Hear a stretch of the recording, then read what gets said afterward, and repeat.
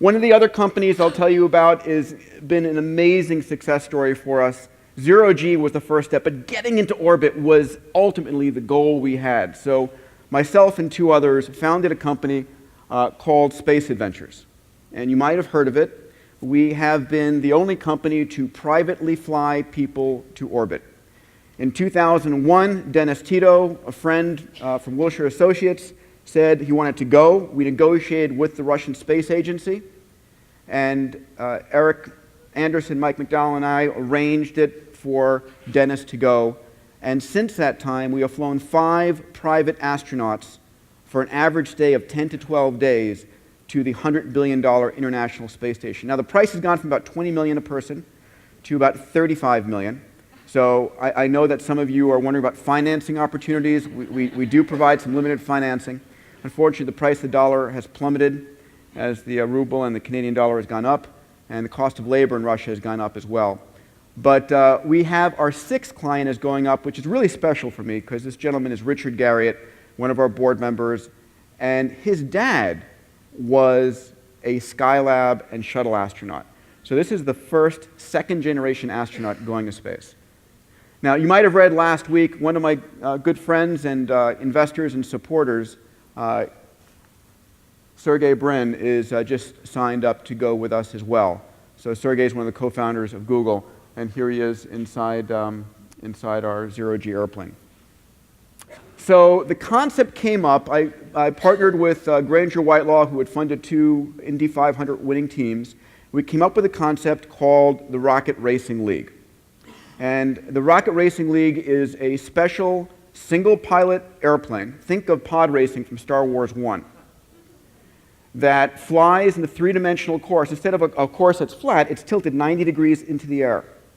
And what we've done is we've built the augmented reality systems that allows, first of all, the pilot to have a heads-up display of the gates that they're flying through. So they're flying through 3-dimensional gates.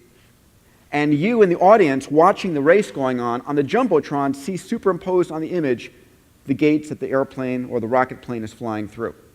At home and on television, the same thing. We have a whole massive multiplayer game going on right now for this. And we have 2 vehicles under development, 2 different engine manufacturers and airframe. And this is the first successful flight that just occurred a couple months ago, which I haven't actually shown for the public. But this is called the X-Racer, and is the vehicle we'll be using in the rocket racing. Do we have audio?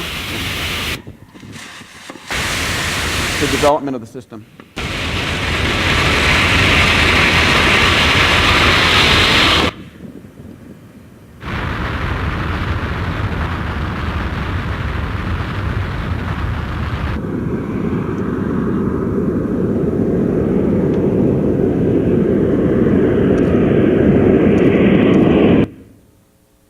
So that's the X-Racer, which is going to be debuted at the Oshkosh Air Show this coming July. If we can put the lights back up. So in my last 2 minutes, I want to share with you what do all these things have to do with one another. Like I said, I am passionate about getting off the Earth, myself and the human race, and I think it is a critical part of our future. As Bob has said as well, I think it's a moral imperative. Everything we hold of value on Earth, metals, minerals, energy, real estate, are in infinite quantities in space. It is during our lifetime, not your kids, not their kids, during our lifetime, that the human race will transition into a multi-planet species. Millions of years from now, people will look back to this decade, this century, as that moment in time. It happened once before as fish transitioned onto the land. It's going to happen right now. But I have given up on the government as doing that for us.